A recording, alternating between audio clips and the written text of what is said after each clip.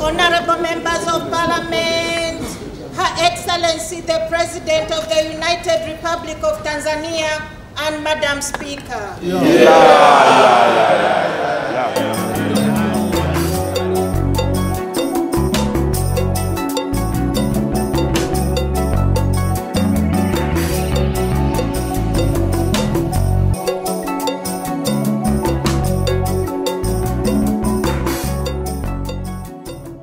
Right Honorable Malungo Chisandano, First Deputy Speaker, Right Honorable Moses Moyo, Second Deputy Speaker, Honorable Ministers and Deputy Ministers here present, Honorable Members of Parliament, Mr. Roy Ngurube, Clerk of the National Assembly, dignitaries here present, invited guests, ladies and gentlemen, on behalf of the government and the people of the United Republic of Tanzania, I thank you for this honor to address the National Assembly. Thank you. Madam Deputy Speaker, at the outset, I wish to convey my deepest condolences to the Speaker and yourselves, members of Parliament, to all members of this House and the people of Zambia, for the passing of an Honorable Musa Mwanamwagwa,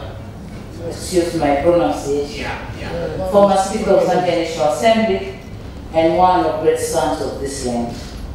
He was a frequent visitor to Tanzania and made many good friends there. Our hearts go out to his family. May the Lord grant them the fortitude to bear this loss. We pray that his soul rests in eternal peace. I'm here in Zambia with the invitation of His Excellency President Hakainde Hichilema. My stay in Zambia has been remarkable. The hospitality has been exceptional. I caution my President Hichilema that with this kind of treatment, I might be knocking the doors in Zambia now.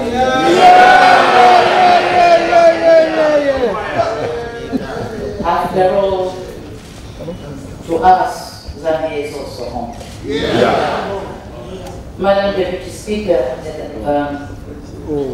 I'd like to congratulate all the honorable members of this House for being entrusted to be the voices of the Zambian people.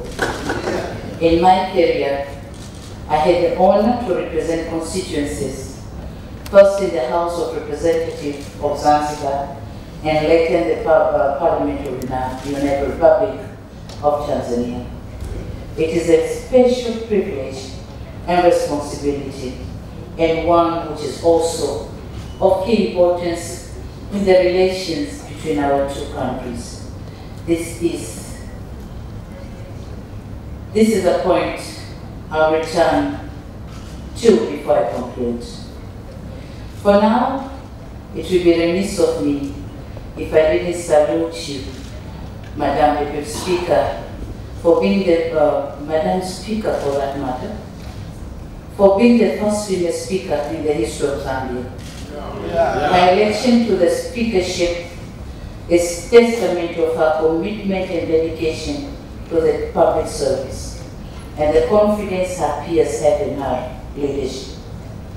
But let me add this.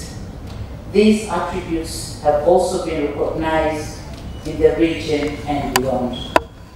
Just this September, you were awarded by your global peers the distinguished title of the Commonwealth Parliamentarian of the Year 2023. As such, we also commend you for the remarkable job you are doing. Congratulations. Madam Deputy Speaker, thank you for inviting me to address this August Assembly, and I note with gratitude that under your able leadership, I'm the first female head of state to join the list of foreign dignitaries who have addressed this August House. I am humbled. Madam Deputy Speaker, honorable members, distinguished guests, The relations between our two countries were solidified by the late Mwalimu Julius Nyerere and Wazi Dr. Kenneth Kaunda, our founding fathers. Their closeness made us understand the close ties we share with the Zambian people. In Tanzania, we adore President Kaunda. So much so that we got carried away with his tie and attire, which left a lasting impression in the form of Kaunda suit. Today, the Kaunda suit is an official dress in Tanzania and recognized as so even by our parliament. To us, the style and attire meant many things. It conveyed pride in our freedom, it spoke to our working class roots and our ties to the soil, and it spoke to our solidarity in managing our affairs. In solidarity, these two leaders also led our countries in the fight for liberation of Southern Africa. This is a legacy and noble heritage that we should endeavor to protect. I'm happy to note that the closeness and bonds between our two countries have endured. Across our borders, the links between our countries have grown in many respects. On land, we are linked by the Tanzan Highway and by the Tazara Railway. Underground, we are linked by the Tazama oil pipeline.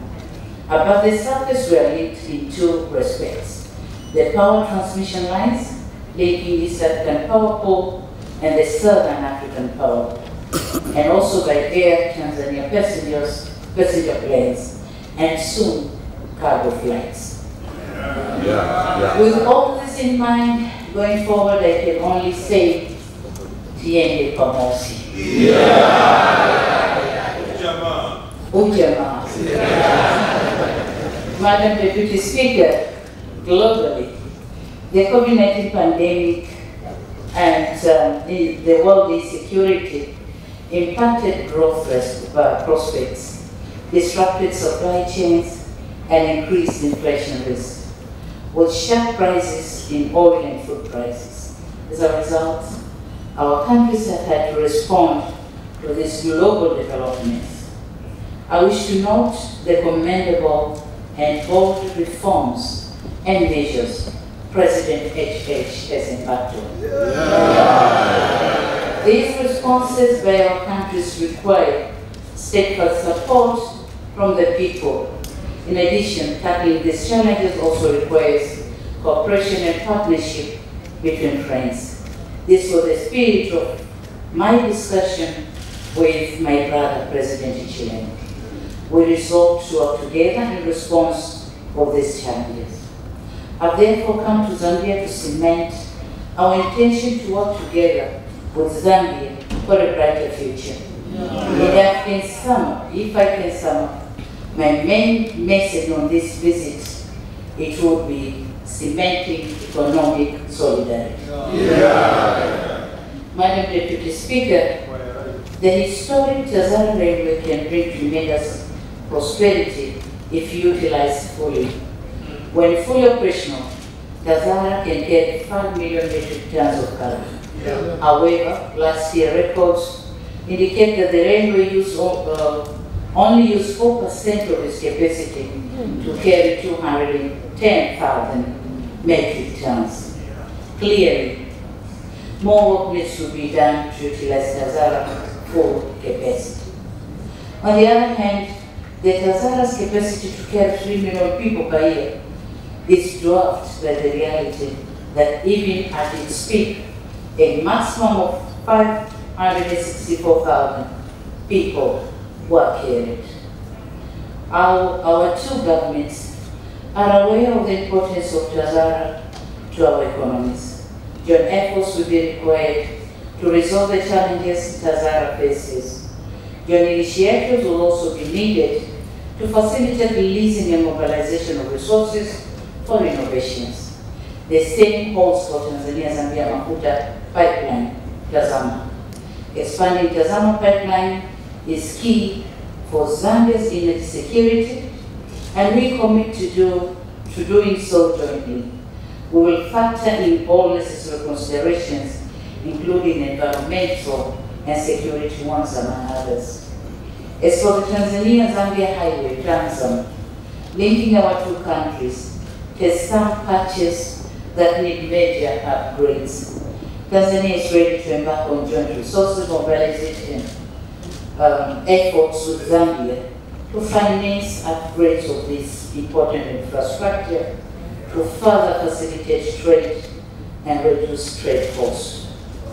Madam Deputy Speaker, parliamentarians play a key role in fostering bilateral relations.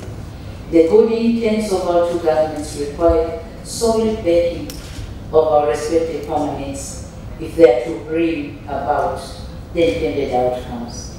Members of Parliament represent the people and engage in debates about government plans, budgets, and programs.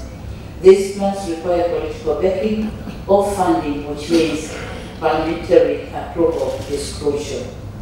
If MPs are unconvinced or politicize these plans, it hampers progress, impacting both Tanzanians and Zambians. The feedback we are getting from the people living along our shared border is that the existing legal framework could be friendlier to business and trade if we do not politicize these frameworks. As such, when our governments present informed and outward-looking proposals to address these non-tariff barriers raised by our people, will come here to seek your support to solve these impediments. In the same vein, Madam Deputy Speaker, in the near future, our bilateral initiative may result in renovating existing shared infrastructure or constructing the new one or the new projects. These projects will certainly pass through your respective constituencies. As members of Parliament, your role is key to ensuring that these projects materialize. Your role is also important to get the community support to better guarantee the sustainability of these infrastructure projects. It is for these reasons that this House plays a key role in our relations. Madam Deputy Speaker, the volume of trade between Tanzania and Zambia and goods from Dar es Salaam transiting Zambia is increasing considerably, given the potential for further trade growth between our countries. We made deliberate efforts to increase efficiency at the Dar es Salaam port. First, we designated an area of Kuala Dry Port, and my government has allocated 20 hectares of land for consignment this time for Zambia. The dry port will facilitate longer free storage periods up to 45 days from the current 15 days at Dar es Salaam port. Second, we developed the Tanzania electronic single window system that will enhance efficiency in processing documentation. Third, we are finalizing review of our port tariff book that will set an ecosystem of charging wharfage by $3 United States per tonnage or cubic meter. Madam Deputy Speaker, in addition to these efforts, just recently, we entered into agreement with the Dubai Port Company to operate a part of our Dar es Salaam port. As such, we are expected to see more transformative changes in terms of improved efficiency, reduced ship turnaround times, reduced CIF cost, and overall lowering of the cost for users of the port. This is an opportunity for our Zambian brothers and sisters. I hope you will not miss in action. Madam Deputy Speaker, the Bungeni border is a crucial border for trade between Tanzania and Zambia. During our discussion, President Chilema and myself set in motion measures to address bottlenecks that exist in the movement of goods and people along the border. As we discussed, removing bureaucratic impediments is necessary for the two countries to enjoy the benefits of trade. I'm also happy to inform this August Assembly that Tanzania is ready to support the construction of a new Kasesia-Zombe border or border post to ease the movement of people and goods. Additionally, I want to assure you that Tanzania is prepared to further facilitate the free movement of people between our two countries by extending the visa-free entry period from the 90 days to 180 days. Madam Deputy Speaker, as I wind up, it is evident that our government has done a lot of work in fostering trade between our two countries. However, like many of us, I believe there's still much to be done to make our economic potential match our political relations. Earlier on, I mentioned the important role of this Parliament in fostering the relations between our two countries. Here, I wish to make appeal to the honorable members of this August Assembly. To the honorable members of this Assembly, I call upon you to transmit my message of solidarity to the brotherly people of Zambia and our rally to them saying Tiende Pamoja. I call on you to transmit my invitation to Zambians to trade with Tanzania and to give them this message of the transformations underway in Tanzania to ease movements of further facilitate trade. I call on you to continue to voice the concerns of challenges of Zambians trading in Tanzania and to bring their concerns to us so that our two governments can swiftly table discussion and address any concerns. I call on you, honorable members, to continue to urge the people of Zambia to support the various joint projects being undertaken for further link of our countries. In doing so, it is important to impress upon them that these are their projects, done for their benefits, and they have role in protecting them. I call on you to support the various initiatives being undertaken to promote trade and investment between our two countries, including by passing the necessary legislation to support these projects, most notably the Tanzania-Zambia Railway Act. I call on you to enhance cooperation with your peers in the National Assembly of Tanzania, including undertaking exchange visits in areas of mutual interest. And I was proposing to Madam Deputy Speaker that the next trip you should visit Zanzibar, the other part of Tanzania. Lastly, I call on you, honorable members, to continue bringing our two countries and people even closer together. Madam Deputy Speaker, I want to assure you, Tanzania will continue to play its role in fostering and facilitating regional prosperity, peace and stability. I strongly believe through these intentions and noble and deliberate actions, we can honor the legacy of our forefathers. We will continue to show solidarity and not shy away from our responsibility to foster common understanding and collaboration between our two people and countries. It is a legacy that we are proud of, and it is a legacy that is also shared with the people of Zambia. I assure you of my unwavering commitment and that of the government of the United Republic of Tanzania to continue working closely with His Excellency President Hakainde Hichilema and the government of the Republic of Zambia for the mutual benefit of our people. I wish to impress upon you that my presence here today is in the esteemed August House, and my engagement with the honorable members speaks volumes about this very commitment. May God bless Tanzania and Zambia. May God bless Africa. Asante sana, nikoma kwa